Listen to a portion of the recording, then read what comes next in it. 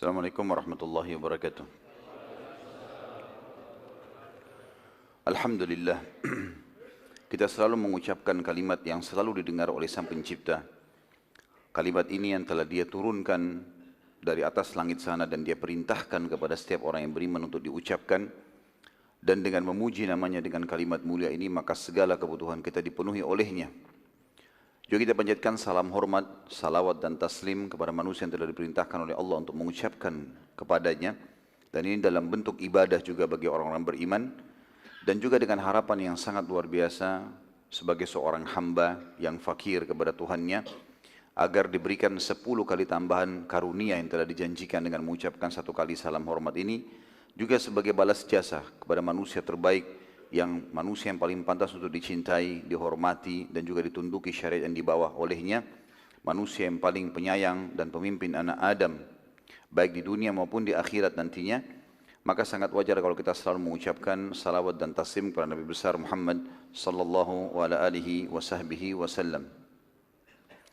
Alhamdulillah, pada pertemuan yang sebelumnya teman-teman sekalian, kita sudah membahas panjang lebar dan lengkap dengan izin Allah perang Khaybar. Dan bagaimana kita lihat pasukan muslimin berhasil menembus benteng-benteng Khaybar setelah mengepungnya. Jumlah total hari Nabi SAW di sana kurang lebih 40 hari sekian.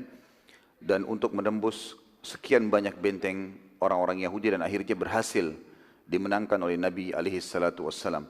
Pelajaran yang sangat luar biasa yang harus kita ketahui teman-teman sekalian, walaupun janji Allah sudah dipastikan diberikan kepada orang-orang beriman, tetap kita nggak bisa lepas dari sebuah sistem namanya sunnatullah, sistem yang telah Allah terapkan. Janji Allah yang maha perkasa kepada Nabi-Nya Muhammad SAW akan menang menembus Khaybar bukan didapatkan dengan duduk manis di Madinah.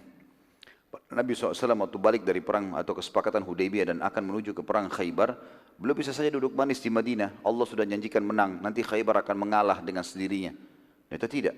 Yang dicontohkan baginda Nabi SAW adalah beliau membentuk pasukan, lalu beliau menuju ke sana, dan suka dukanya sebagaimana sudah kita jelaskan pertemuan yang lalu, tangan Nabi SAW kena anak panah Yahudi, ada juga beberapa sahabat yang mati syahid. Suka duka, 11 hari pertama mengepung benteng pertama, ya, benteng Naim, juga tidak bisa tembus. Nanti setelah hari ke-11, hari ke-12 baru tembus benteng tersebut. Dan seterusnya, benteng-benteng yang lain juga seperti itu, yang akhirnya dimenangkan oleh Nabi SAW dan muslimin. Itu pun Nabi SAW dan para sahabat sempat akan diracuni juga oleh wanita Yahudi yang bernama Zainab. Dan sudah kita jelaskan pada pertemuan kita yang sebelumnya. Jadi ini ada suka dukanya teman-teman sekalian. Berarti memang dalam melalui lika-liku kehidupan kita ini, sebagai orang beriman kita harus tahu, janji Allah benar. Orang beriman akan diberikan kemenangan, akan diberikan harta, kekayaan, akan diberikan kebahagiaan, akan diberikan keberuntungan dan masuk ke surga nanti di hari kiamat. Tapi butuh upaya.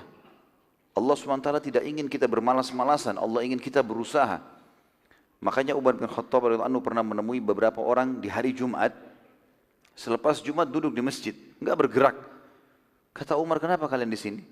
Mereka bilang, kami menunggu karunia-Nya Allah.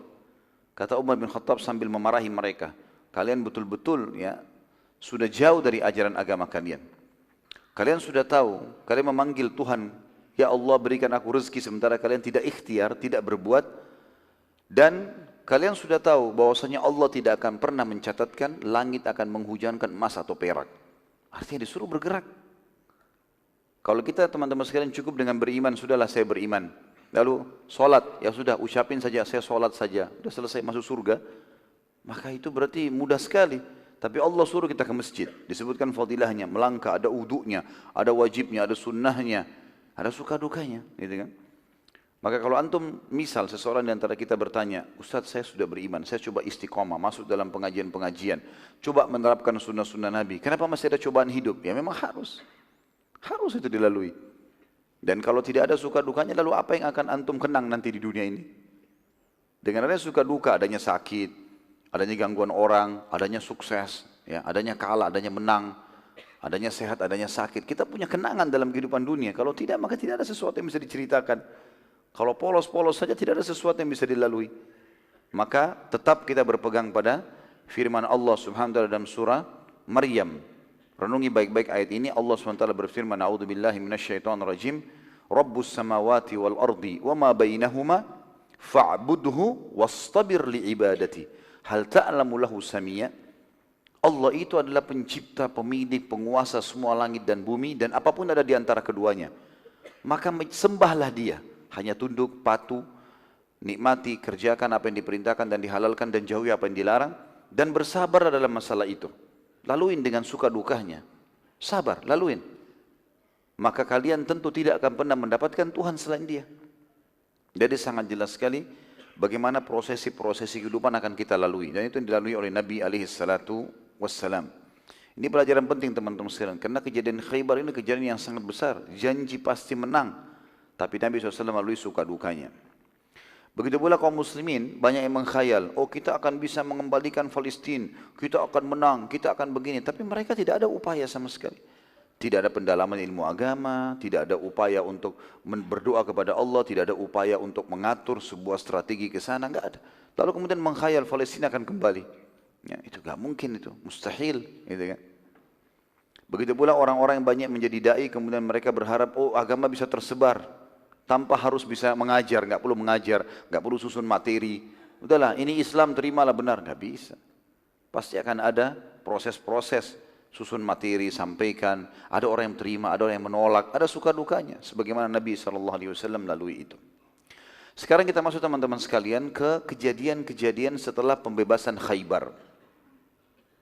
Pada saat Nabi SAW tiba di Madinah, setelah membebaskan Khaybar dan sudah takluk di tangan muslimin, maka Nabi SAW terus saja melanjutkan mengirim pasukan-pasukan, walaupun beliau tidak pimpin secara langsung, dikenal dengan Sariyah. Dan Sariyah sudah pernah saya jelaskan, khilaf di antara ahli ulama, ahli sejarah, ada yang mengatakan 100 orang ke bawah, atau 3 sampai 100 orang dikatakan Sariyah, atau sampai 300 orang. Ini khilaf di antara mereka dan jumlahnya, tapi maksimal jumlah 300 orang dikatakan Sariyah. Artinya ini brigade-brigade atau pasukan-pasukan kecil yang Nabi SAW sering utus untuk menjalankan misi-misinya. Nah, ini salah satu strategi perang Nabi SAW. Beliau tidak selamanya bentuk pasukan besar, tapi ada orang-orang yang terampil lalu kemudian diutus untuk menyerang musuh-musuh. Kalau mereka sudah berhasil dengan 20 orang, 30 orang, ya sudah, untuk apa kirim pasukan besar. Dan sering kali nanti kita akan lihat bagaimana keberhasilan dicapai oleh pasukan-pasukan kecil ini. Nabi SAW kirim 28 orang, 40 orang, 50 orang, maksimal 300 orang. Tapi kebanyakan mereka berhasil mengalahkan suku-suku yang jumlahnya ribuan, lalu untuk apa kirim pasukan besar? Mereka sudah takluk, seperti itulah. Dan saya sudah jelaskan juga teman-teman sekalian pada pertemuan sebelumnya bagaimana perang Khaybar sebenarnya penyebab utamanya adalah karena Nabi SAW sedang menghukum semua yang datang ikut partisipasi di perang Ahzab. Setelah takluk Khaybar dan ada perdamaian dengan orang-orang Quraisy, maka Nabi SAW mulai waktu tiba di Madinah mengutus pasukan-pasukan kecil, banyak sekali. Yang pertama yang dikenal dengan Sariyah Tu'bah. Ini Sariyah dipimpin oleh Umar bin Khattab radhiyallahu anhu di bulan Sya'ban tahun 7 Hijriah. Ya, karena tentu Khaybar takluk di tahun 7 Hijriah. Ya. Langsung Nabi SAW tidak pakai tunggu. Dan ini menandakan teman-teman sekalian bagi muslimin tidak ada waktu untuk diam. Harus bergerak menyebarkan agama Allah Subhanahu wa taala. Nabi SAW terus langsung bergerak dan Sariyah dipimpin oleh Umar bin Khattab. Tujuannya adalah menyerang suku Hawazim. Karena Hawazim sempat ikut ya, di dalam perang Ahzab. Dan Hawazim suku yang sangat besar. Jumlahnya saja, jumlah personil perangnya mereka itu sama orang-orang sukunya. Satu suku itu 30.000 orang. Jadi jumlah yang sangat besar. Kalau tidak salah malah 30.000 itu personil perangnya saja. Sisanya masih banyak wanita dan anak-anak. Dan kita akan lihat nanti setelah pembebasan kota Mekah, Nabi SAW menyerang suku Hawazim secara khusus. Waktu itu Umar bin Khattab datang dan pada saat Umar bin Khattab mendekati suku Hawazim di sekitar Mekah atau melewati Mekah sedikit mendekati kota Taif, ternyata suku Hawazim melarikan diri karena tahu kalau Umar bin Khattab datang. Namun saya secara pribadi belum menemukan jumlah berapa pasukan jumlahnya pasukan Umar bin Khattab ini. Yang jelas mereka tiba di pemukiman suku Hawazim dan mereka sudah pada bubar semuanya. Lalu Umar tinggal beberapa hari, lalu Umar bin Khattab pun balik ke Madinah karena sudah dianggap tugasnya selesai. Di tengah jalan, waktu pulang ke Madinah, Umar bin Khattab dan pasukannya melewati suku Khuthum. Suku ini teman-teman sekalian, Suku Khuthum ini salah satu suku juga yang ikut di perang Ahzab, tapi pasukannya kecil, tidak besar gitu. Pada saat itu ada seseorang dari sahabat yang berkata, wahai Umar, saya tahu suku Khuthum ini, dan kamu juga tahu, mereka terlibat dalam perang Ahzab. Sekarang kita mumpung pulang, Hawazim tidak ada. Bagaimana kalau kita mampir serang aja? Jumlahnya lebih kecil daripada Hawazim, jelas pasti kita menang. Maka jawaban Umar bin Khattab ini menjadi sebuah hukum syar'i. Kata Umar, tidak demi Allah, karena Rasulullah SAW hanya menyuruh aku ke Hawazim. Maka ini kembali lagi kepada teman-teman sekalian, wajibnya taat pada pemimpin. Dan kita lihat bagaimana para sahabat kokohnya dalam mematuhi kepemimpinan tersebut. Dan kita sudah jelaskan juga di perang Khaybar, ada satu sahabat yang dilarang oleh Nabi SAW maju menyerang waktu ada pasukan Yahudi menantang duel. Kemudian dia tetap ngotot, menunjukkan kalau dia mau melawan. Akhirnya dia dibunuh oleh 3 Yahudi melawan 1 Muslim, terbunuh. Lalu kata Nabi SAW, tidak akan masuk surga pembangkang. Saya sudah larang, jangan menyerang. Enggak boleh serang, harus patuh. Yang kedua teman-teman sekalian, tentu tibalah pasukan ini di Madinah dan Nabi SAW menyambut mereka. Tapi tentu Hawazim belum terkalahkan, nanti akan kita bahas sekali lagi setelah pembebasan kota Mekah. Yang kedua, Nabi SAW mengutus Sariyah Abu Bakar radhiyallahu anhu, dikenal dengan Sariyah ya, Abu Bakar. Dan kita lihat di sini teman-teman sekalian, Nabi SAW mengutus sahabat-sahabat intinya. Jadi bukan berarti sudah menjadi sahabat Nabi lalu tidak ditugaskan. Ini mertua Nabi dua-duanya, yang pada saat itu umurnya juga sudah mendekati umur Nabi SAW. Karena Abu Bakar sama Nabi SAW beda 2 tahun. Begitu juga dengan Umar, gitu kan? Jadi orang yang sudah berumur. Ya, pada saat itu Nabi SAW sudah berumur kurang lebih 60 tahun. Berarti Abu Bakar sudah umur 58 tahun. Dan dijadikan pemimpin perang. Umar bin Khattab di bulan Sya'ban yang sama begitu Sariyahnya Umar tiba, Abu Bakar diutus oleh Nabi SAW menuju ke suku Khuzara dan Kilab. Khuzara dan Kilab. Sariyah ini dipimpin oleh Abu Bakar, dan pada saat Abu Bakar datang menemui 2 suku tersebut, dan Abu Bakar berhasil mengalahkan mereka. Serta pulang membawa banyak ghanimah. Kemudian yang ketiga Sariyah Bashir bin Sa'ad radhiyallahu anhu. Bashir bin Sa'ad radhiyallahu anhu seorang sahabat dari Ansar. Beliau memimpin, ini disebutkan jumlahnya dalam buku-buku sirah 30 orang sariyahnya, menuju ke suku Murrah. Suku Murrah ini suku yang dipimpin oleh Al-Harith bin Auf. Kalau teman-teman masih ingat kita review pertemuan kita yang sebelumnya, yang perang Khaybar, sempat waktu Uyainah bin Husn, pemimpin Ghatafan yang diberikan julukan Nabi SAW si bodoh yang dipatuhi, ya. Dia sempat dinasihati oleh temannya, kepala suku Murrah, namanya Harith bin Auf. Jangan usah kamu ikut-ikutan, Muhammad sudah menang segala macam. Tapi dia enggak mau dengar. Nah, suku Murrah ini, Al-Harith bin Auf, walaupun dia sudah nasihatin Uyainah untuk tidak memerangi Nabi SAW, tapi dia juga ikut terlibat di perang Ahzab. Maka Nabi SAW mengutus Bashir ke sana. Dan pada saat itu, tiba di sana berhasil mengalahkan, ini di daerah Fadak ya. Di daerah Fadak. Dan Fadak ini teman-teman sekalian adalah wilayah yang sudah kita sebutkan dikuasai oleh orang-orang Yahudi. Ya, orang-orang Yahudi pada saat itu. Dan Fadak sudah takluk di tangan muslimin, waktu itu mereka membayar jizyah. Ternyata waktu itu suku Murrah sudah mendengar tentang kedatangan Bashir dan teman-temannya, dan diketahui jumlah mereka hanya 30 orang, maka terjadilah penyerangan tiba-tiba kepada 30 sahabat ini. 28 orang terbunuh mati syahid, dan pemimpinnya sendiri Bashir sempat melarikan diri ke benteng Yahudi yang terkenal dengan benteng Fadak. Dan orang-orang Yahudi karena ada kesepakatan dengan Nabi SAW membayar jizyah, maka akhirnya mereka menerima Bashir, dan Bashir berhasil selamat. Dengan ada juga 1 orang sahabat yang akhirnya selamat, ya, pergi ke Madinah dan melaporkan kejadian tersebut kepada Nabi SAW. Kejadian yang ketiga ini, sariyahnya Bashir sempat sedikit memicu bangsa-bangsa Arab yang khawatir diserang. Mereka punya tamak untuk menyerang Nabi SAW, tapi mereka masih belum berani melakukan itu. Nanti kita kembali ke masalah itu tentunya. Ada beberapa kasus setelahnya berhubungan dengan Bashir ini. Setelahnya ada Ghalib. Sariyah Ghalib. Ini yang keempat. Dikenal dengan Sariyah Ghalib bin Laith radhiyallahu anhu. Ini pada bulan Ramadan. Jadi tadi bulan Sya'ban, ketiga Sariyah sebelumnya. Ini yang keempat di bulan Ramadan. Di tahun 7 Hijriah, Nabi SAW mengutus kurang lebih 130 orang yang dipimpin Ghalib bin Laith ke suku Awal dan Tha'labah. Suku Awal dan Tha'labah ini juga dua suku yang ikut dalam perang Ahzab. Ghalib waktu itu sangat berhati-hati setelah kejadian terbunuhnya 20 orang sahabat Nabi yang dipimpin oleh Bashir di Fadak. Bagaimana mereka diserang tiba-tiba oleh suku Murrah. Maka Ghalib memerintahkan agar pasukannya yang 130 orang ini, mereka harus bergandengan tangan satu sama yang lain. Dan harus kenal siapa yang di sebelahnya ini. Kamu sama kamu harus mengenal dari gerakan badan, dari bahasa, dari suara, harus tahu kalau ini sahabat dekatnya.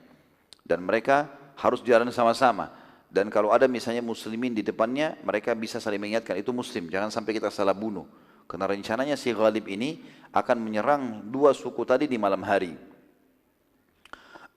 Pada saat itu, Ghalib bercerita radhiyallahu anhu dalam kisah ini, dia bilang, pada malam itu aku mencoba mengintai dari sebuah tempat yang agak tinggi, bukit, di dekat pemukiman suku atau musuh tadi yang akan diserang, suku yang akan dimusuh, atau suku yang akan diserang, atau musuh yang akan diserang. Dan ternyata aku menemukan mereka memang sedang mempersiapkan untuk menyerang Madinah. Besoknya ini rencananya mereka akan menyerang Madinah dan pasukannya sudah siap semuanya. Dan aku terus saja mengintai mereka tanpa aku sadar aku sedang berada di sebuah bukit yang cukup tinggi. Dan itu adalah berdempetan dengan rumah salah satu penduduk suku tadi atau suku Awal. Pada saat itu aku sempat mendengarkan pembicaraan dari dalam rumah itu. Suami istri berbicara, kata si suaminya pada istrinya, sungguh semalam aku tidak melihat bayangan itu di bukit itu. Jadi rumahnya kelihatan dari jendela, bukit itu kayak ada bayangan hitam. Dia bilang, saya semalam tidak lihat bayangan itu. Ghalib berkata, aku pun berusaha untuk tidak bergerak, khawatir ketahuan sementara kami akan menyerang malam itu. Maka si pemilik rumah itu berkata pada istrinya, ambillah busur dan anak panahku, aku ingin memastikan apakah itu manusia atau bukan. Lalu kata Ghalib, orang itu pun memanah ke arahku. Karena jarak yang tidak terlalu jauh, dan orang yang mahir memanah ini walaupun malam hari dia tahu sasarannya kena atau tidak, maka dia mengarahkan panah tersebut, kata Ghalib, itu kena ke lenganku dan sempat menyobek lengan kananku. Tapi aku berusaha untuk tidak bergerak walaupun darah terus menetes. Ya, sakit sekali karena mereka membuat anak-anak panah itu dibuatnya dari bahan-bahan yang sangat tajam, ya kadang-kadang ujungnya ditaruh racun dan seterusnya. Maka karena orang itu masih penasaran, dia berkata pada istrinya, demi Allah aku yakin panahkanku tidak meleset. Tapi biar aku pastikan lagi. Lalu dia memanahkan lagi satu anak panahnya dan kata Ghalib, kena pas di sebelah lukaku tadi. Maka menambah sobekan tersebut. Tapi aku berusaha untuk tidak bergerak. Ya. Dan dengan izin Allah, aku betul-betul dimudahkan oleh Allah untuk tidak merasakan sakitnya.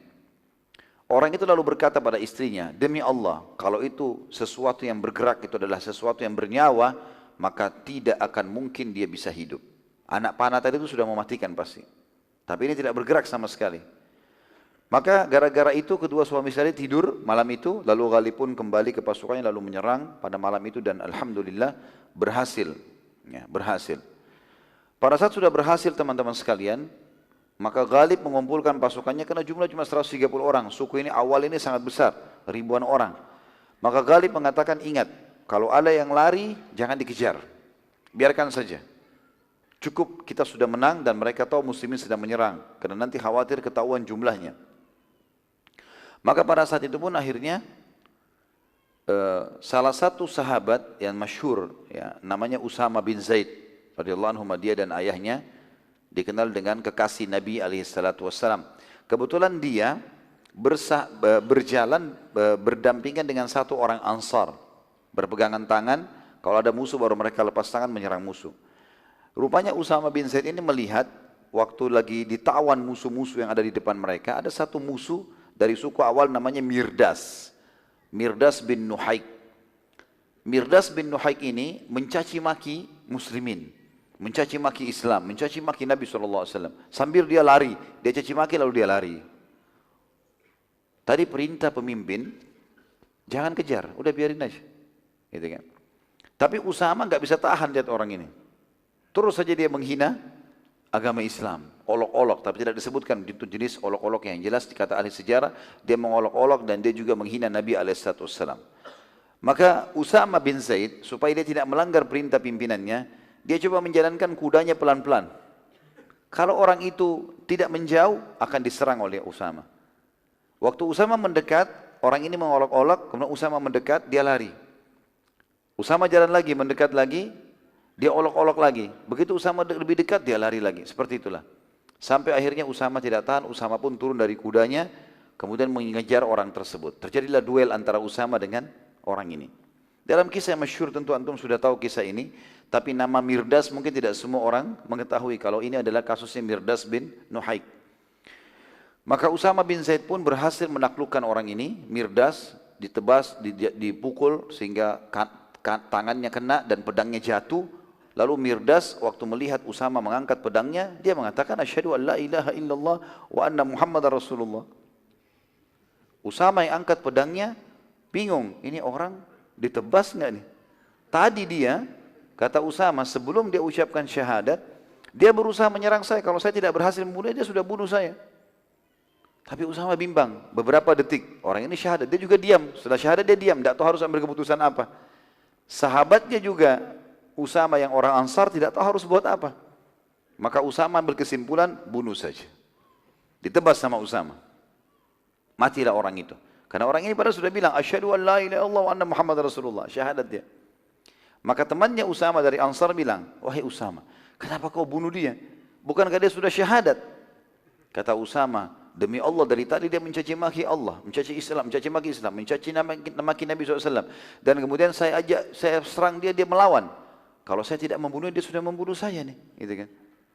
Maka dia mengucapkan itu hanya takut lihat pedang saya saja.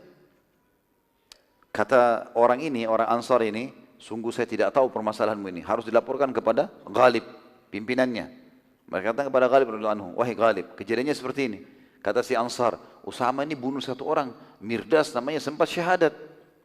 Bagaimana? Kata Ghalib, hai Usama, bagaimana kau bisa lakukan? Wahai Ghalib, dia jelas-jelas caci maki Islam, caci maki Nabi SAW. Lalu saya dekatin dan saya serang, dia melawan. Kalau saya tidak membunuhnya, mungkin dia sudah membunuhku. Maka dia ucapkan itu karena takut saja sama pedang. Ghalib karena bingung, sudahlah kalau gitu. Ya, kita tidak ambil keputusan, tunggu di Madinah. Pulanglah pasukan ini membawa kemenangan pada saat itu sampai bertemu dengan Nabi SAW. Lalu Ghalib menceritakan, ya Rasulullah ada kejadian begini. Bagaimana keputusannya ini? Ya, kan? Karena kalau Muslim bunuh Muslim ini ada hukumannya. Tidak boleh sembarangan gitu kan. Ada hukuman. Urusan kita teman-teman menghakimi secara zahir. Masalah dia munafik, dia bohong, dia pura-pura, itu urusan dia sama Allah. Dia syahadat berarti hukumnya kita tahu ini Muslim. Gitu kan. Maka di sini kata Nabi SAW panggil Usama, dipanggil Usama. Hai Usama, kenapa kamu? Ada apa nih? Ceritanya kenapa? Dia bilang, ya Rasulullah, ada orang namanya Mirdas tadi, dia berusaha untuk mencaci maki Islam, mencaci maki anda. Dan dia, waktu saya dekatin, saya serang, dia melawan. Dan kalau bukan saya memukulnya, maka dia sudah memukulku, dia sudah membunuhku. Pada saat pedangnya jatuh dan dia tahu pedangku sudah aku angkat, ya Rasulullah akan menebas lehernya, dia mengatakan, asyhadu an la ilaha illallah wa anna Muhammad Rasulullah.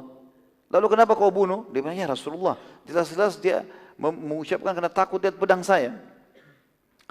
Kata Nabi SAW pada saat itu, apakah engkau telah membelah dadahnya sehingga engkau tahu bahwasanya ia jujur dan takut dari pedang? Usama masih menjawab mengatakan, wahai utusan Allah, ia benar-benar terlihat mengucapkan saat pedang sedang aku angkat ke arahnya, bukan syahadat sebelumnya. Waktu pedangnya jatuh, pedang sudah aku angkat dan semua orang duel pasti tahu masalah itu. Ini kalau musuhnya sudah jatuh pedangnya, maka kesempatan dia membunuhnya. Baru dia syahadat. Lalu Nabi SAW mengucapkan kalimat yang membuat Usama menyesal seumur hidup. Dan ini pelajaran buat kita semua teman-teman. Kata Nabi SAW, wahai Usama, engkau menghindar kemana dari kalimat la ilaha illallah pada hari kiamat? Wahai Usama, engkau menghindar kemana dari kalimat la ilaha illallah pada hari kiamat? Terus saja Nabi SAW, wahai Usama, engkau menghindar dari kalimat la ilaha illallah, bagaimana caranya kau menghindar dari hari kiamat hukumannya? Orang ucapkan la ilaha illallah lalu kamu bunuh, bagaimana kau bisa selamat? Kata Usama, terus saja Nabi SAW mengulangi kalimat tersebut sampai aku berharap pada hari itu aku baru masuk Islam sehingga semua dosaku dimaafkan. Semenjak kejadian tersebut teman-teman sekalian, Usama bin Zaid, tentu Usama tidak dihukum oleh Nabi SAW karena beliau tidak tahu hukumnya gitu kan. Tapi Usama mengatakan, mulai hari itu aku tidak pernah ikut dalam peperangan apapun menghadapi Muslim. Termasuk Usama bin Zaid radhiyallahu anhu ini, dia dan ayahnya sahabat, sempat menghidup sampai di zaman Ali bin Abi Thalib radhiyallahu anhu, jadi khalifah.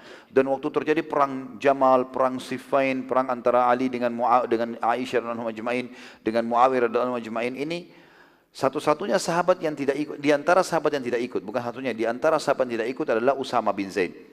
Waktu ditanya, kenapa anda tidak ikut? Kata dia, sungguh aku tahu kalau Ali dalam keadaan benar. Tapi aku tidak akan mengangkat lagi pedang terhadap Muslim setelah kejadian Mirdas. Sudah tidak ada lagi, susah. Mirdas aja kemungkinan masih pura-pura ucapin syahadat. Bagaimana kalau Muslim sama Muslim? Sama-sama takbir, sini angkat pisau, sana angkat pisau. Ini bahaya sekali. Makanya kata Nabi SAW, idal taqal muslimani bisayfihima fal qatil maqtul finnar, dalam hadis riwayat Muslim. Kalau dua orang Muslim bertemu, dua-duanya bawa pedang, dua-duanya yang membunuh dan dibunuh, dua-duanya masuk neraka. Kata para sahabat, ya Rasulullah, hadal qatil fama balul maqtul. Orang yang membunuh sudah jelas ya Rasulullah, wajar masuk neraka. Bagaimana dengan nasibnya orang yang dibunuh? Kata Nabi SAW, fa innahu kana harisan ala qatli sahibihi. Karena dia sebenarnya memang juga mau membunuh rivalnya. Kalau bukan terlanjur dia dibunuh, dia akan membunuh. Maka karena itu dua-duanya akan masuk dalam api neraka. Lalu bagaimana Ustaz kalau kita menghadapi seorang Muslim? Baik, kita tidak usah layani pertengkaran. Selama dia Muslim, jangan layani. Biarin dia bertengkar sama tembok. Teriak-teriak, kau pengecut. Ya sudah, tidak apa-apa. Biarin aja. Tidak usah layani. Karena kalimat syahadatnya ini punya nilai. Jangan layani. Kalau kita diserang, tiba-tiba terus kita menangkis membela diri itu lain. Tapi kalau kita ajak bertengkar, jangan. Karena syaitan sangat luar biasa. Mungkin kita cuma lihat tonjok saja, tapi mana kita tahu mungkin tonjokan kita pas kena sasaran yang membuat dia mati. Kan bahaya. Dia diam aja, urusan dia sama Allah SWT. Gitu kan? Jadi jangan layani teman-teman sekalian. Kalau ada muslim yang ajak bertengkar, diam saja. Udah enggak usah. Ini pelajaran. Kemudian selanjutnya teman-teman sekalian, Sariyah Bashir ibn Sa'ad ke suku Murrah. Tadi kita kembali. Ya, Sariyah yang ketiga tadi Sariyah Bashir juga kan. Bashir kan tadi dikirim 30 orang, 28 orang mati terbunuh. Masih ingat ya? Masih ingat enggak? Kalau enggak saya berhentiin nih. Tadi kan kita jelaskan Sariyah Bashir yang ketiga. Bashir tadi sempat dikalahkan oleh suku Murrah, sukunya Al-Harith bin Auf, ya. 28 orang mati terbunuh. Bashir sempat lari ke benteng Fadak, kemudian selamat. Ada satu sahabat juga melapor kepada Nabi SAW. Lihat bagaimana Nabi SAW membangkitkan semangat jihadnya para sahabat. Bashir sudah kalah, sempat melarikan diri. Nabi SAW suruh bentuk pasukan baru. Di bulan Syawal tahun 7 Hijriah, setelah Idul Fitri, Nabi SAW mengutus kembali Bashir ke suku yang sama, suku Murrah. Dan kali ini diutus bersamanya 300 personil perang. Bashir akhirnya berhasil mengalahkan suku Murrah dan menawan sebagian besar dari mereka serta mendapatkan banyak sekali harta rampasan perang. Termasuk yang sempat lari adalah kepala suku Murrah, Al-Harith bin Auf. Dia melarikan diri. Waktu dia melarikan diri teman-teman sekalian, dia sempat mendatangi Uyainah. Masih ingat Uyainah? Cuma 3 orang yang ingat. Uyainah bin Hasan tadi, kepala suku Ghatafan. Dia datang lagi kepada dia lalu berkata, wahai Uyainah, dia coba yakinkan, Muhammad ini sudah jelas-jelas kelihatan sekali dia akan menang dan dia akan menguasai Jazirah Arab. Daripada kita dikalahkan dan kita menjadi harta rampasan perang, lebih baik kita ikut jadi pengikutnya. Kita disuruh perang sana perang sini, oke saja, yang penting kita dapat ghanimah. Harta rampasan perang ada, itu kan.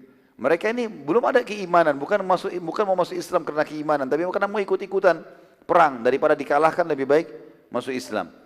Terus dia bilang sama Uyainah, hai Uyainah, baru bulan lalu, 2 bulan lalu, di bulan Sya'ban, saya sama suku saya membunuh 28 orang sahabatnya Muhammad dan dipimpin oleh Bashir. Sekarang Bashir datang membawa 300 orang dan berhasil mengalahkan sukuku. Maka bagaimana kalau seandainya kita tidak mengalah sekarang dan mungkin dia akan utus pasukan lebih besar lagi. Terus saja Al-Harith dari suku Murrah ini bin Auf meyakinkan Uyainah bin Hasan sampai Uyainah mengatakan, baiklah, apa saranmu? Kata dia, kita masuk Islam saja. Kita menuju ke Madinah masuk Islam. Waktu keduanya lagi menuju ke Madinah mau masuk Islam, dan ini dua-duanya sukunya besar. Di tengah jalan mereka bertemu juga dengan satu lagi kepala suku yang lain namanya Farrah bin Hubairah. Farrah bin Hubairah ini lagi mau menuju pergi umrah. Ketemu dengan dua-dua. Ini bertiga orang bersahabat, tiga-tiganya kepala suku yang berbeda.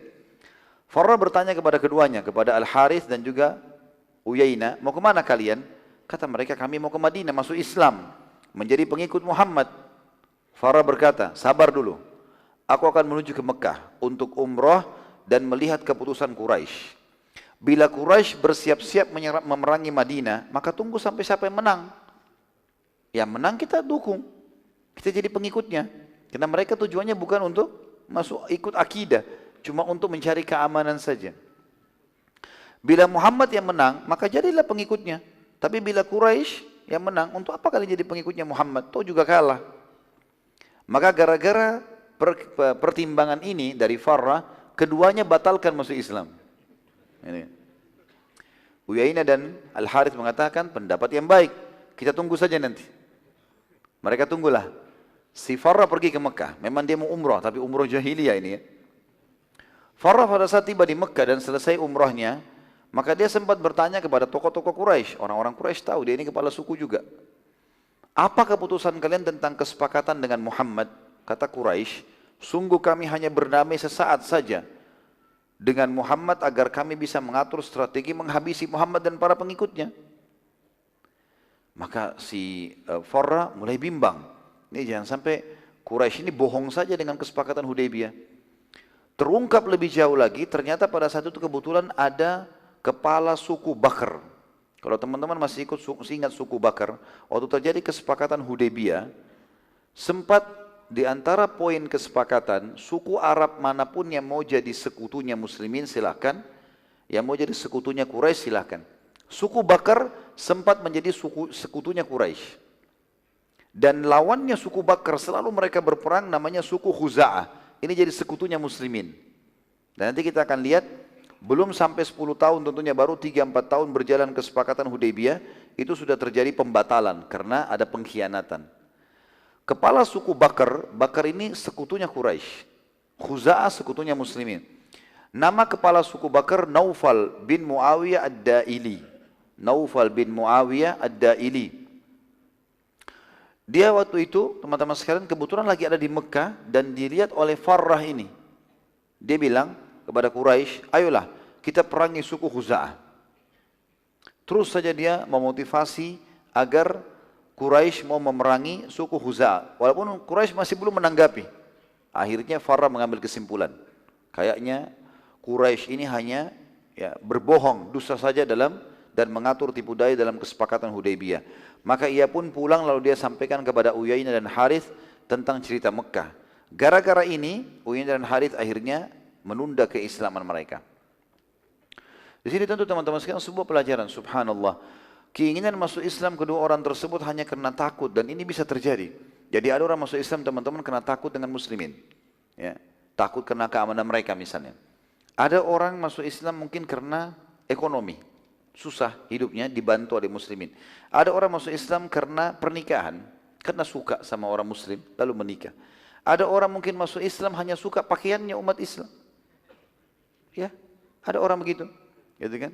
Beberapa wanita di Eropa dan di Amerika masuk Islam teman-teman sekarang karena lihat terkagum lihat wanita pakai jilbab, dan setelah dia pakai dia merasa aman, masuk Islam gara-gara itu. Ada orang masuk Islam mungkin karena kagum melihat figur, jabatan, apa saja. Dan ini semua teman-teman boleh dalam Islam, bukan tidak boleh. Makanya orang-orang yang baru masuk Islam dinamakan mu'allafati qulubihim. Orang-orang yang hatinya masih bisa pindah agama. Apa hukumnya dalam Islam kita terima semua. Ada orang masuk Islam karena pernikahan, karena ekonomi, karena terpaksa, karena takut, semua dihukumi Islam, Muslim. Selama dia syahadat. Masalah dia bohong, hal gaib urusannya Allah. Kalau nanti terungkap ternyata dia berkhianat segala macam, ada hukumannya sendiri. Tapi kita menghukumi orang secara zahirnya. Tentu setelah itu teman-teman sekalian, banyak sekali syariah yang diutus oleh Nabi SAW dan semua rata-rata berhasil. Tapi tidak semuanya disebutkan oleh para ahli sejarah. Yang saya dapatkan dari beberapa rujukan, hanya dikatakan cukup banyak sari yang ditulis atau diutus oleh Nabi SAW kecil-kecil kepada suku-suku juga yang jumlahnya tidak banyak, dan semuanya berhasil. Tapi kejadian yang paling memukau dan harus diungkap, ya, sehingga umat Islam tahu di tahun 7 Hijriah adalah Umrah Qadha. Umrah Qadha. Qadha artinya ganti. Kita review kembali. Waktu kesepakatan Hudaybiyah, Muslimin waktu itu niatnya mau apa teman-teman? Umrah, ya. Mereka kan pakai baju ihram, bawa hadyu, ya, bawa hewan kurban kan gitu. Tapi ditahan oleh Quraisy. Apa di antara butir yang ditulis oleh Quraisy? Di antara butir kesepakatan adalah mereka tidak boleh umrah tahun itu, boleh umrah kapan? Tahun depan. Nah, kesepakatan Hudaybiyah terjadi tahun 6 Hijriah. Ini sudah tahun 7 Hijriah, berarti sudah tepat waktu di mana mereka boleh umrah lagi. Maka ada judul di sini teman-teman sekalian yang saya tulis khusus, namanya Umrah Qadha. Dan itu terjadi di tahun 7 Hijriah, tepatnya di bulan Syawal. Setelah lewat setahun dan tepatnya memang Hudaybiyah terjadi bulan Syawal tahun 6 Hijriah, maka muslimin sesuai kesepakatan sudah boleh masuk Mekah dan mereka punya hak masuk selama 3 hari. Maka keluarlah Nabi SAW bersama seluruh yang ikut di Hudaybiyah tahun lalu, kecuali yang telah mati syahid di Khaybar atau yang wafat sebelum tiba masa itu. Juga terdapat 600 orang baru yang tidak hadir di Hudaybiyah tahun lalu, tapi mereka ingin ikut bersama Nabi SAW umrah. Nabi buka, silakan yang mau ikut. Kurang lebih berarti jumlahnya 2000 orang, ya, yang ikut bersama Nabi SAW. Nabi SAW memerintahkan seluruh sahabat pakai senjata lengkap. Kali ini bukan seperti umrah yang sebelumnya. Umrah sebelumnya cuma pakai baju ihram. Tidak ada baju besi, tidak ada perisai, tidak ada tombak, tidak ada topi besi, tidak ada semua. Sekarang tidak, bawa semuanya. Harus dibawa semuanya. Nabi SAW waktu itu menyuruh membawa. Abu Bakar radhiyallahu anhu sempat bertanya kepada Nabi SAW, mengatakan, wahai utusan Allah, bukankah kesepakatan antara kita sama Quraisy masuk Mekah tanpa senjata dan tanpa perang? Nabi SAW mengatakan benar. Dan ini hanya saja berjaga-jaga atas pengkhianatan. Seluruh senjata akan kita letakkan di luar wilayah haram. Kita tidak akan masuk ke wilayah haram bawa senjata, tapi di luar haram kita taruh. Dan ini teman-teman sekalian mesti menjadi pelajaran setiap muslim. Muslim harus cerdas dan jeli, tidak boleh ditipu. Mereka harus bersiap siaga. Nabi SAW mengatakan al-mu'minu qisul fatin. Orang mukmin itu cerdas dan jeli. Tidak mungkin kita begitu saja mempercayai musuh, dan tetap harus berjaga-jaga dan berhati-hati. Ini pelajaran dari kehidupan Nabi SAW. Walaupun kita tidak melanggar kesepakatan. Saat muslimin tiba dan akan memasuki wilayah haram, Quraisy melihat muslimin bersenjata. Maka mereka bertanya kepada Nabi SAW, wahai Muhammad, bukankah kesepakatan antara kita masuk Mekah tanpa senjata dan perang? Lalu kenapa kau bawa senjata? Kata Nabi SAW, kami tetap dalam kesepakatan. Semua senjata akan kami letakkan di luar wilayah haram. Enggak ada yang masuk wilayah haram. Dan pada saat itu, Nabi SAW menunjukkan kepada Quraisy semuanya diletakkan di luar. Tetapi senjata ini diatur sedemikian rupa oleh Nabi SAW yang luar biasa. Setiap kuda ditaruh di atasnya tombak, pedang, perisai, baju besi yang seorang mujahid, seorang sahabat bisa langsung pakai, langsung naik, langsung perang. Jadi bukan cuma ditaruh begitu saja ditumpukin, ditaruh rapi. Sedemikian rupa. Dan yang jaga itu 200 orang sahabat. Semuanya pakai baju perang lengkap. Gitu kan. Supaya kalau terjadi pengkhianatan di Mekah nanti, ini kan 2000 orang yang masuk, berarti 1800 orang masuk, 200 jaga senjata.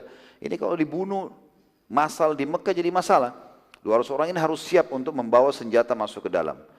Pada saat itu pun Quraisy waktu melihat Nabi SAW tidak membawa senjata dan semua ditaruh di luar wilayah haram, dan juga di sekitar di situ Quraisy meletakkan pasukannya, menjaga juga yang 200 orang itu. Betul nggak senjata nggak dibawa? Gitu kan. Dan ternyata mereka betul-betul tidak membawa itu. Maka Nabi SAW pun masuk umroh bersama para sahabat. Pada saat Nabi SAW sudah masuk, 1800 orang kurang lebih masuk ke dalam wilayah haram, sambil bertakbir, bertahlil, mengucapkan kalimat talbiyah, dan 200 orang sahabat menunggu di luar wilayah haram untuk menjaga senjata muslimin. Abu Sufyan waktu itu yang merupakan pemimpin Quraisy, dia tidak ingin masyarakat Mekah berinteraksi dengan muslimin. khawatir nanti ada yang terpengaruh lalu mau masuk Islam. Maka dia sempat menyebarkan isu kalau muslimin yang datang dari Madinah sedang tertimpa penyakit kuning. Waktu itu begitu disebutkan, penyakit yang biasanya menimpa seseorang, kulitnya berwarna kuning dan penyakit itu menular. Bisa membuat tubuh seseorang melemah dan terjangkit. Artinya orang yang kena dekatnya bisa terjangkit, menular. Mendengar berita tersebut, mayoritas penduduk Mekah segera melarikan diri keluar. Karena muslimin berada 3 hari di sana. Kemudian mereka pun naik, tinggal di bukit-bukit agar bisa menyaksikan muslimin dari jarak jauh. Yang tinggal di Mekah tentu tokoh-tokoh Quraisy saja yang tahu kalau itu cuma isu. Seperti Ikrimah bin Abi Jahal, Safwan bin Muawiyah dan lain-lainnya. Mereka tidak mau pula keluar dari Mekah. Muslimin pada saat masuk Mekah mereka kaget, tidak ada orang, sunyi.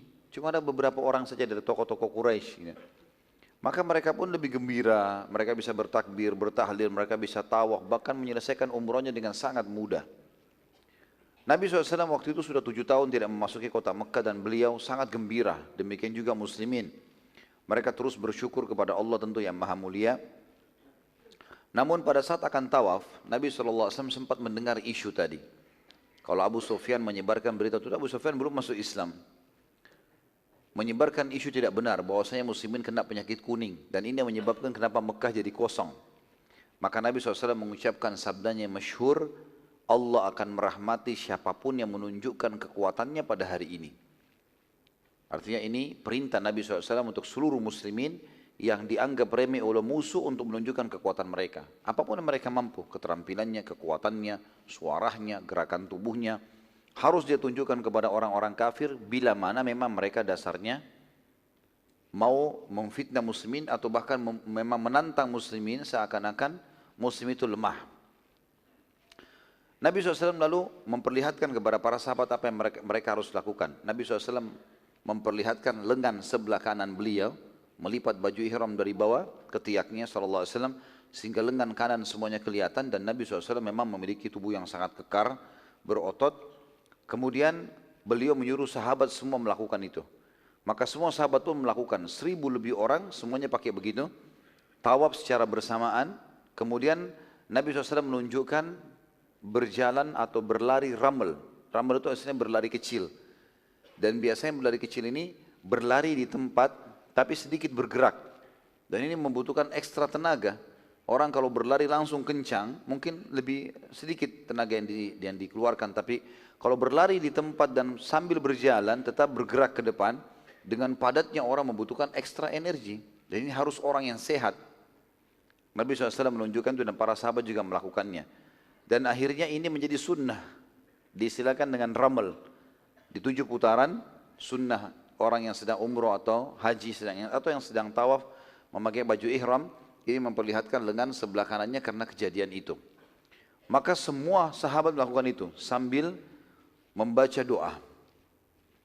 Pada saat itu mereka sambil membaca talbiyah, para sahabat membaca, seluruh orang Quraisy di atas gunung melihat. Lalu mereka saling membisikkan satu sama yang lain. Demi Allah enggak mungkin orang sakit kuning begini gerakannya.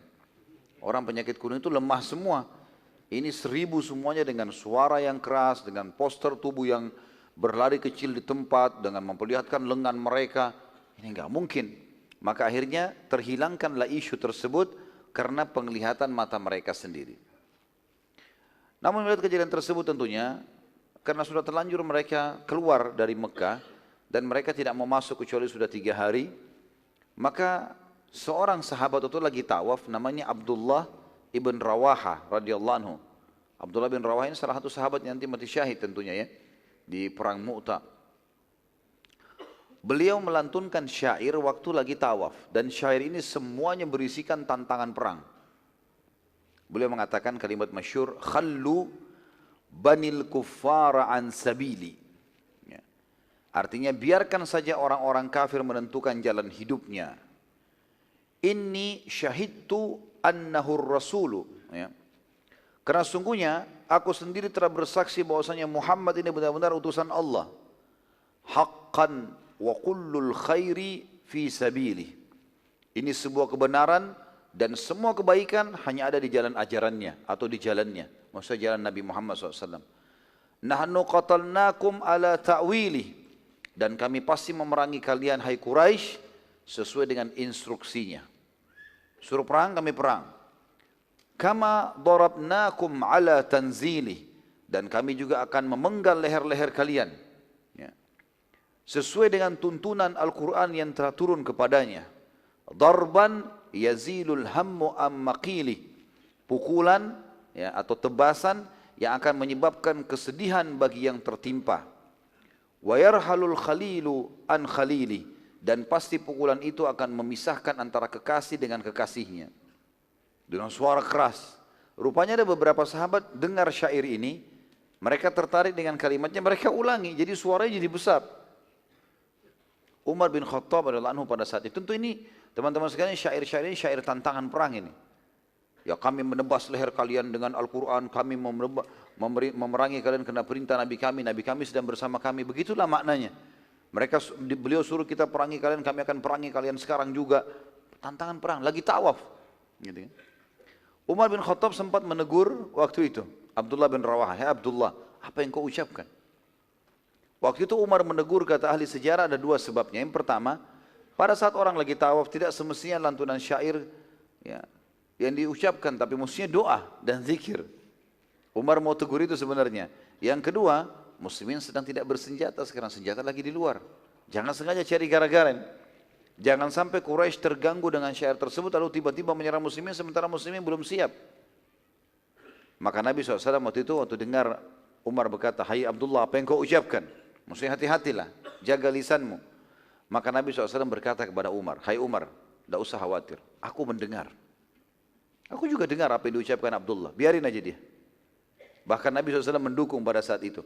Lalu Nabi SAW menghadap ke Abdullah, belum beliau lagi di depan dan Abdullah di belakangnya, lalu berkata, "Wahai Abdullah, ucapkan kalimat yang lebih baik. Bacalah, La ilaha illallah wahda. Tidak ada Tuhan yang berhak disembah dan Dia Maha Esa. Sadaqa wa'da, Dia membenarkan janji-janjinya. Wa nasara abdah, dan Dia telah menolong dan memenangkan hambanya Nabi Muhammad SAW. Wa a'azza jundah, dan Dia memuliakan tentara-tentara yang membela di jalannya. Wa hazamal ahzab wahda, dan yang telah mengalahkan pasukan Ahzab sendirian." Tentu kalimat terakhir wa hazamal ahzab wahda ini menyakiti sekali bagi Quraisy, karena yang paling besar jumlah pasukan di perang Ahzab adalah Quraisy, dan betul-betul mereka dihantam oleh angin pada saat mereka terbubarkan pada malam itu. Dan sudah kita jelaskan pada saat kita jelaskan perang Khandaq atau perang Ahzab. Lalu Abdullah pun melakukan itu dan semua sahabat mengikuti, akhirnya menjadi sunnah yang diturun-temurunkan dari Nabi alaihissalatu wassalam. Artinya orang kalau lagi tawaf membaca zikir tadi. Nabi SAW selesai tawaf, beliau pun menyembelih domba, dan ini juga sunnah yang banyak muslimin belum kerjakan di dalam umroh. Karena ini bukan haji, umroh. Dan banyak jemaah kita pada saat umroh mereka tidak menyembelih di Mekah. Padahal sebenarnya sunnah Nabi SAW ini yang mestinya dikerjakan walaupun sekali dari sekian banyak umroh yang kita kerjakan. Dan dia hukumnya wajib, ini sunnah kalau umroh tentunya, boleh dikerjakan boleh tidak. Dan dia menjadi wajib bagi haji yang tamattu dan qiran. Dan haji ada tiga macam, ada haji ifrad, haji saja tanpa ada umroh, ini tidak ada kurbannya. Ada haji ya, tamattu, umroh dulu baru haji. Dan ada haji qiran, haji dulu baru umroh. Jadi umrohnya dikerjakan setelah haji namanya qiran. Tapi dua-duanya tamattu dan qiran ini ada kurbannya. Nabi SAW lalu pada saat selesai berkurban, beliau menyembelih di sana, lalu beliau mengirim kepada Quraisy yang memegang kunci Ka'bah agar membukakan pintu Ka'bah untuk beliau. Dan memang selain muslimin, teman-teman sekalian, Ka'bah dulu selalu dibuka pintunya. Dan Ka'bah memiliki dua pintu, tempat masuk dan tempat keluar. Jadi orang lula lalang masuk keluar. Semua orang boleh masuk. Quraisy pun membukakan buat mereka. Tapi waktu muslimin masuk mereka menguncinya, tidak boleh buka. Nabi SAW kirim, minta kepada pemegang kunci untuk membukanya. Tapi mereka menolak. Mereka mengatakan ini tidak dalam kesepakatan. Nabi SAW pada saat melihat kekakuan Quraisy dalam hal tersebut, maka beliau melakukan satu perbuatan yang menyakiti hati mereka akhirnya. Beliau mengatakan pada Bilal, kalau begitu hai Bilal, Ka'bah tidak dibuka, naiklah ke atas Ka'bah. Dan azanlah. Karena sekarang waktu sholat sudah tiba. Betul kebetulan tiba waktu sholat, tapi tidak disebutkan waktu sholatnya apa. Maka Bilal pun akhirnya naik dan azan di atas Ka'bah. Dan dua kali Bilal azan di atas Ka'bah, di Umrah Qada'in dan juga nanti pembebasan kota Mekah. Waktu melihat kejadian tersebut dengan suara keras Bilal muazzin, dan mereka tahu, orang Quraisy tahu siapa Bilal. Bilal ini mantan budaknya mereka dulu di Mekah. Orang yang dianggap kelas nomor 2 lah gitu kan. Maka Quraisy pun terpukul, tapi mereka tidak bisa buat apa-apa. Karena kalau mereka mengganggu, ini jelas-jelas mereka dalam perdamaian. Ikrimah bin Abi Jahal, ya, anaknya Abu Jahal yang nanti juga akan masuk Islam insyaAllah, sungguh sangat baik. Ya. Dia berkata, sungguh sangat beruntung Abu Hakam. Abu Hakam maksudnya ayahnya sendiri, Abu Jahal. Karena tidak melihat budak ini azan di atas Ka'bah. Jadi ini tentu kesombongan dari mereka. Bagaimana mereka menganggap mustahil ada kulit hitam naik di atas Ka'bah atau mengurus Ka'bah. Itu dalam Islam sudah tidak ada ini. Tidak ada rasisme lagi, tidak ada kesukuan lagi. Semuanya orang yang mulia di sisi Allah adalah orang yang paling bertakwa, orang yang paling patuh. Pada saat muslimin akan meninggalkan Mekah, setelah 3 hari teman-teman sekalian, mereka menyembah Allah yang Maha Perkasa. Nabi SAW ingin menambah beberapa hari lagi karena masih rindu, ingin ibadah, nyaman di Mekah. Namun orang-orang Quraisy telah mengutus Ikrimah bin Abi Jahal untuk mengingatkan muslimin dan segera keluar. Nabi SAW sempat mengajak negosiasi Ikrimah, mengatakan, hai Ikrimah, bagaimana kalau kau jadi tamuku di kemah dan aku akan negosiasi denganmu? Maka Ikrimah mengatakan, aku tidak butuh, tidak ada hajat dengan jamuanmu hai Muhammad, keluarlah segera dari wilayah dan kota kami. Salah satu pimpinan Ansar Madinah, Sa'ad ibn Ubadah radhiyallahu anhu, marah dengan statement Ikrimah. Lalu dia berkata, hai Ikrimah, sesungguhnya ini adalah wilayah dan kota Nabi SAW, bukan kotamu. Sekarang ini selama 3 hari ini kota kami. Dan ini juga kota Nabi SAW, bukan kota kamu. Maka Nabi SAW sempat menenangkan Sa'ad dan berkata, tidak boleh orang yang datang ke lokasi kita lalu kita mengganggunya. Walaupun kita sekarang berkuasa 3 hari, enggak boleh sama sekali kita mengganggu mereka. Dan memerintahkan agar muslimin segera meninggalkan Mekah.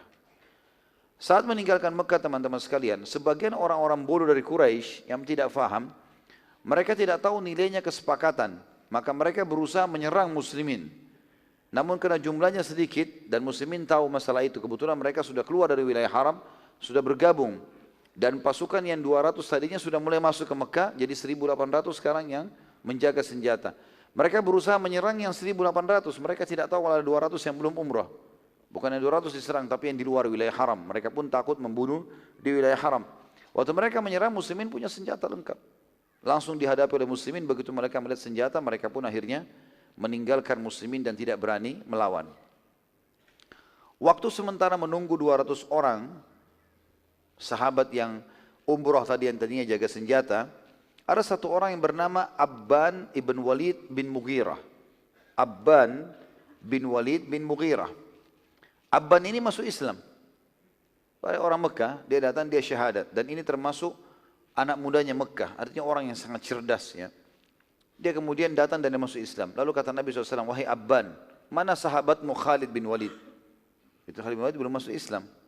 Kebetulan sahabat dekatnya Abban. Maka kata Nabi SAW, mana sahabatmu Khalid bin Walid? Ia sangat cerdas. Dan Islam tidak mungkin tersembunyi pada orang-orang yang berakal seperti dia. Demi Allah, bila ia masuk Islam, maka kami akan muliakan dan kedepankan dia sebagai pemimpin kami.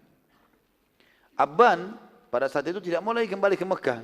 Dia mengirim surat saja kepada Khalid bin Walid yang berbunyi, wahai Khalid, engkau punya akal yang cerdas. Dan sungguh Islam tidak tersembunyi lagi pada orang yang cerdas sepertimu. Maka kesini dan masuk Islamlah. Sesungguhnya Nabi SAW telah menyebut-nyebut namamu dan akan memuliakanmu jika kau menjadi Muslim, mengangkatmu sebagai pemimpin perang. Pada saat itu Khalid bin Walid tertarik. Karena memang dia sudah lama mau dengar Islam, dia sudah lama tertarik dengan Islam, tapi dia tidak tahu bagaimana caranya. Dia takut malu dengan sukunya. Karena Abban, sahabatnya yang telah masuk, dia pun datang ke sana, lalu kemudian dia menghadap Nabi SAW dan masuk Islam. Tentu ini salah satu metode dakwah Nabi SAW, bagaimana beliau fokus menawarkan Islam kepada orang-orang yang cerdas. Ini kalau kita sekarang orang berpendidikan mungkin ya, orang berpendidikan, orang yang berakal sehat, ini enggak menolak Islam. Dan kita tidak perlu ragu menawarkan Islam kepada mereka. Mereka sudah tahu bagaimana caranya belajar, bagaimana caranya menganut Islam itu. Pada waktu yang bersamaan, pada saat Khalid bin Walid masuk Islam, Khalid bin Walid ini kebetulan bersahabat dekat dengan 2 orang lagi. Yang pertama Amr bin As. Amr bin As waktu itu kebetulan dia diutus, dia baru datang dari Habasyah diutus oleh Quraisy untuk menjemput Ja'far bin Abi Thalib. Tapi ternyata dengan hikmah Allah, Amr bin As ini masuk Islam di Ethiopia di tangannya Najasyi. Setelah dia berusaha untuk mengembalikan muslimin, memfitnah mereka segala macam, akhirnya dia heran, kok bisa Najasyi masuk Islam? Lalu dia belajar dari Najasyi, akhirnya dia masuk Islam di tangannya Najasyi radhiyallahu anhu ajma'in. Ya. Waktu itu dia pulang ke Mekah, Amr bin As pulang, sudah muslim. Dia tidak tahu kalau Khalid bin Walid ini juga masuk Islam. Dia pun lalu kemudian Amr bin As ketemu, lalu dia mengangkat barang-barangnya. Kata Khalid bin Walid, di mana kau akan pergi, Amr? Kenapa kau bawa barang-barangmu? Kata Amr, saya mau ke Madinah. Ya. Kata Khalid, apakah kau telah meninggalkan agama nenek moyangmu? Kata Amr, iya. Dan aku sudah masuk Islam. Amr lalu banyak menceritakan tentang Islam dan bagaimana Raja Najasyi, proses masuk Islamnya. Bagaimana Najasyi, raja yang terkenal waktu itu, raja yang sangat kuat, kaya, pintar, seorang pendeta masuk Islam. Maka Khalid pun akhirnya mengatakan, baiklah kalau begitu. Saya pun sudah masuk Islam. Saya sudah mengikrarkan Islam, tapi saya belum tahu kalau sampai sejauh itu Islam. Sampai tersebar-sebar kemana-mana gitu. Maka keduanya akhirnya sepakat ya, untuk sama-sama ke Madinah. Amr bin As waktu lagi radhiyallahu anhu lagi mengambil barang-barangnya dan ngobrol sama Khalid, dia mau pamit sama seorang temannya, sahabat dekatnya, namanya Uthman bin Talha. Uthman bin Talha adalah seumur, sebaya dengan mereka dan juga seorang kesatria terkenal, punya kiprah banyak setelah masuk Islam nanti. Uthman bin Talha sama kedudukannya, Uthman bin Talha, Amr bin As dengan Khalid bin Walid, tiga-tiganya terkenal dengan keterampilan perang, gitu kan. Maka Amr bin As pun menawarkan Islam kepada sahabatnya, menjelaskan segala macam tentang Islam. Akhirnya masuk Islamlah Uthman bin Talha. Waktu itu Nabi SAW sudah tiba di Madinah setelah pulang dari Umrah Qadha. Lalu tibalah 3 orang ini. Waktu tiba di pintu gerbang Madinah, ya, pada saat itu tepatnya di bulan Muharram di tahun 8 Hijriah. Jadi sudah selesai musim haji, karena tadinya itu umrah kan di bulan Syawal. Habis akhir Syawal, Nabi SAW tiba di Madinah. Bulan Dzulqa'dah, bulan Zulhijjah, awal bulan Muharram, tahun 8 Hijriah, Khalid bin Walid dengan Amr bin As dan sahabat-sahabat ini dan At-Talha ini berangkat menuju Uthman bin Talha berangkat ke Madinah. Waktu tiba di dalam pintu gerbang Madinah dan sudah dekat dengan masjid Nabi SAW, Nabi lihat ketiganya datang. Kata Nabi SAW, telah datang kepada kalian pemuda-pemuda terbaiknya Quraisy. Ini 3 orang yang datang ini pemuka terhebatnya anak-anak muda Quraisy. Mereka akan punya peran yang sama sebagai kesatria perang dalam Islam. Dan pada waktu yang bersamaan teman-teman sekalian juga datanglah di bulan Jumadil Awal. Tadi itu bulan Muharram ya. 3 orang ini hanya tinggal di Madinah. Kemudian di bulan di bulan Jumadil Awal datang satu suku, Khuza'ah, yang menjadi sekutu Nabi SAW. Waktu tadinya mereka masih dalam keadaan kafir. Datang kemudian mereka juga mengikrarkan masuk Islam semuanya. Ini tentu kisah tentang Umrah Al-Qadha. Dan tentu saja teman-teman sekalian pertemuan akan datang insyaAllah. Kita akan masuk ke surat-surat Nabi SAW yang tertujukan kepada raja-raja dunia.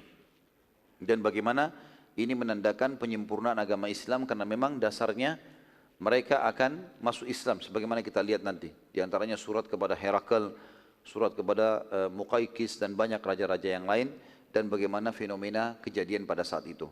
Dan kita tutup teman-teman sekalian dan pelajaran yang bisa kita ambil dari Umrah Al-Qadha. Yang pertama, kalau terjadi seorang muslim terlanjur pergi untuk umrah, kemudian ternyata ada halangan syar'i, terutama kalau terjadi peperangan ya. Tentu sekarang alhamdulillah tidak ada ini. Tapi kalau terjadi peperangan atau ada uzur, setelah dia lewat miqat, dia nggak bisa. Allahu alam apa itu, gempa kah, banjir kah, apa saja, dan tidak memungkinkan mereka masuk ke Mekah, maka hukum syar'inya adalah mereka bertahallul. Tahallul, kemudian mereka pulang ke negara masing-masing. Ini diambil dari Umrah Qadha. Karena begitu yang terjadi pada tahun sebelumnya di kesepakatan Hudaybiyah. Dan ternyata ini juga kata ulama hukum fikihnya sunnahnya dia menggantinya di waktu kalau muslimin sudah merasa aman. Terbukti Nabi SAW umrah di waktu itu. Yang kedua, pentingnya muslimin untuk istiqamah dalam menerapkan agama mereka. dan mereka harus yakin dengan janji-janji Allah walaupun melalui proses-prosesnya. Walaupun melalui proses-prosesnya, artinya ada proses. Nabi SAW dipastikan akan menang, sebagaimana kita juga akan takluk nanti Mekah. Tetapi Nabi SAW melalui prosesnya, dan nikmati proses itu. Nikmati proses teman-teman sekalian, kita proses dalam istiqamah ini adalah butuh kesabaran, butuh ada proses, maka tetap istiqamah saja. Yang ketiga, perlunya kaum muslimin menunjukkan kekuatan di depan orang-orang non-muslim kalau memang terjadi perseteruan di antara mereka. Tentu tidak terjadi kalau negara lagi tidak ada apa-apa. Misalnya antara Indonesia sama negara satu non-muslim tidak ada masalah, maka tidak perlu kita tunjukkan itu. Tapi di saat ada permasalahan yang terjadi, misalnya terjadi memang peperangan, kemudian juga terjadi kesepakatan damai dulu beberapa saat. Di situ muslimin tidak boleh lengah. Mereka harus menunjukkan kekuatan. Terlebih lagi kalau keluar isu, oh umat Islam sekarang sudah lemah, makanya mereka damai. Di situ kita dianjurkan dalam pelajaran Umrah Qadha ini menunjukkan kekuatan muslimin. Bagaimana mereka menunjukkan kekuatan. Nabi SAW tunjukkan itu tadi waktu mereka jalan. Pelajaran yang keempat adalah bolehnya di atas Ka'bah digunakan untuk azan. Jadi ada sebagian orang menganggap tidak boleh Ka'bah dinaikin. Padahal sebenarnya bukan tidak menghormati. Dan memang tidak boleh sembarangan orang. Di zaman Nabi SAW tidak sembarangan orang naik. Nabi sendiri SAW tidak naik ke atas Ka'bah. Tapi waktu itu beliau menyuruh muadzin untuk naik ke atas. Bilal radhiyallahu anhu. Tentu ini juga tidak dianjurkan terjadi di zaman sekarang, kata ulama. Ini terjadi di zaman Nabi SAW karena sekarang sudah ada pengeras-pengeras suara. Tapi ini terjadi hukum pada saat itu. Terjadi hukum pada saat itu. Yang keempat teman-teman sekalian, sunnah. Ya, tentu ini kalau bisa seseorang muslim masuk ke dalam Ka'bah. Tapi sekarang memang tentu hanya dibukakan untuk tamu-tamu kerajaan. Karena memang muslimin terlalu banyak. Ya, dan dikhawatirkan nanti terjadi fitnah-fitnah yang tidak ketahuan ya, atau tidak diketahui. Karena Ka'bah sangat kecil, jumlah muslimin sekarang sudah miliaran jumlahnya. Ya, yang tawaf itu setiap hari sudah sekian ribu, ratusan ribu orang, bahkan jutaan orang gitu kan. Maka dikhawatirkan fitnah tentu ditutup. Tapi termasuk bagian dari sunnah Nabi SAW adalah masuk ke dalam Ka'bah. Yang saya tahu Allahu alam termasuk peserta para perlombaan hafaz Quran atau hafid Quran atau tahfidz Quran di Mekah yang biasa diadakan oleh Rabitan, juga tamu-tamunya diajak ke sana, gitu kan. Dan beberapa tamu-tamu kerajaan tentunya masuk ke sana. Ini termasuk sunnah. Dan di sini Nabi SAW tidak sempat masuk karena tidak diizinkan oleh Quraisy. Tapi kita lihat di pembebasan kota Mekah, beliau masuk ke dalam Ka'bah dan beliau sholat. Bagi teman-teman yang tidak bisa masuk ke dalam fisik yang ada pintunya, maka tentu masuk dalam Ka'bah Hijri Ismail. Ya, jadi kalau misalnya kita perumpamakan ini adalah Ka'bah, di sebelahnya ada lengkungan ya, warna putih marmer, ada 3 lampu, dikasih pintu warna hijau, itu adalah Hijri Ismail. Itu sebenarnya masuk dalam Ka'bah. Dan dibolehkan kita datang ke situ untuk sholat di dalamnya. Tentu sholat 2 rakaat niatnya tahiyat masjid. Ini termasuk sunnah Nabi alaihi assalatu wassalam. Sebagian ulama menambahkan manfaat, mengatakan kalau seseorang menderita penyakit, ini anjuran saja, maka dianjurkan untuk tidak terlalu banyak vakum kecuali tubuhnya sangat lemah. Karena anjuran Nabi SAW di sini untuk bergerak, gitu kan. Dan kita tahu memang agama kita ini agama bergerak. Haji, umroh, sholat, cari nafkah, jihad, agama bergerak. Kita kalau pergi haji teman-teman sekalian jalan, bergerak. Tawaf, sa'i, ya. Jalan antara Arafah, Muzdalifah, Mina, pergi ke Jumrah. Gitu kan? Memang agama ini agama bergerak, dianjurkan. Bahkan ulama mengatakan pergi masjid jalan kaki lebih afdal daripada orang bertunggangan. Sampai begitu, jadi disuruh bergerak. Kita tahu ini agama yang bergerak. Maka di sini ada pepatah bahasa Arab yang berbunyi taharrak fa inna fi harakati barakah. Bergeraklah karena di setiap gerak-gerik itu ada berkah. Artinya dianjurkan untuk orang tidak vakum, bergerak. Mungkin kalau kita sekarang dengan olahraga dengan segala macam, ini termasuk hal yang dianjurkan. Selanjutnya adalah perlunya seorang muslim cerdas dan jeli dan tidak boleh tertipu oleh musuh. Sebagaimana Nabi SAW melakukan itu pada saat menyiapkan senjata-senjata perang walaupun tidak dipakai untuk menyerang musuh terlebih dahulu, tapi berjaga-jaga. Dan betul hampir saja terjadi pengkhianatan dari Quraisy. Pelajaran yang selanjutnya juga adalah bolehnya terjadi kesepakatan damai antara muslimin dengan orang-orang kafir kalau dilihat ada maslahat dan mudaratnya.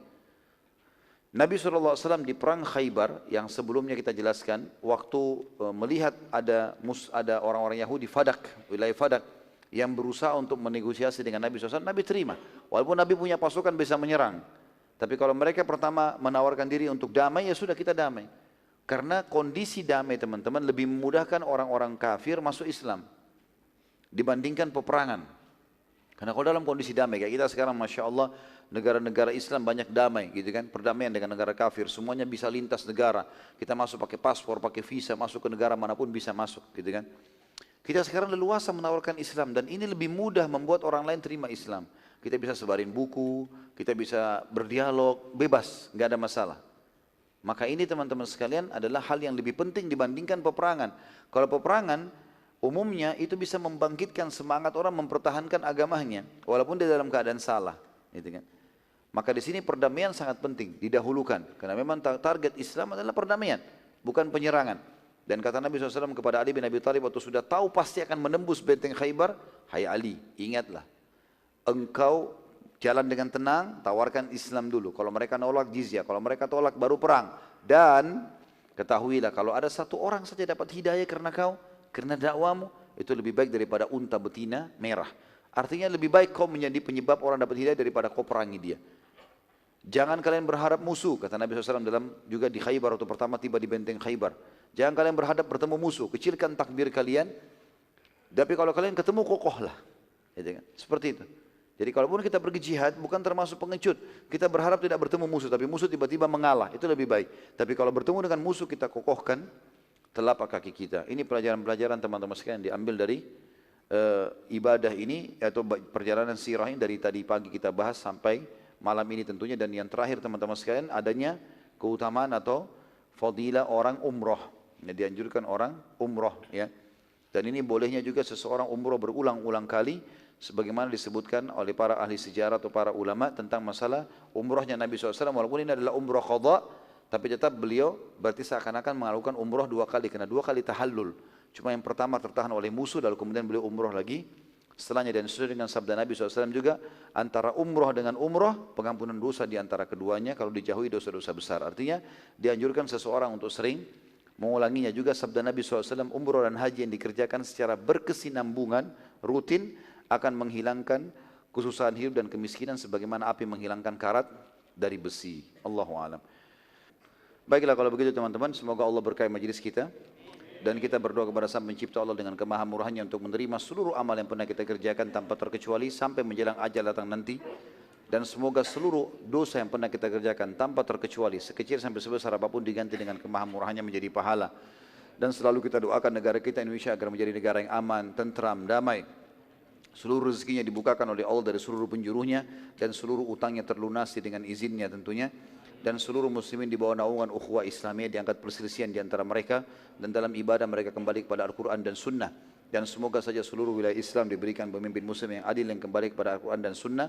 Dan semoga saja Indonesia menjadi contoh bagi negara-negara yang lain. Tidak pernah lupa kita doakan saudara kita di Palestina, di Syria, di Yaman, di Irak, di Myanmar, di Ahsa, dimanapun mereka berada sedang terlindas. Semoga Allah ikhlaskan niat mereka, terima para syuhada mereka, mudahkan Islam di tangan mereka dan tangan kita semua. Dan semoga Allah partisipasikan kita bersama mereka di pahala baik dengan doa, dengan harta juga dengan jiwa kita. Dan semoga Allah dengan kemahamurannya menyatukan kita semua tanpa terkecuali di surga firdausnya tanpa hisab. Semuanya saya ucapkan dari majelis semua yang mulia ini. Kalau ada benar pasti dari Allah, kalau rasa pasti dari saya mohon dimaafkan. Subhanakallahumma bihamdika asyhadu an la ilaha illa anta astaghfiruka wa atubu ilaik. Wassalamualaikum warahmatullahi wabarakatuh.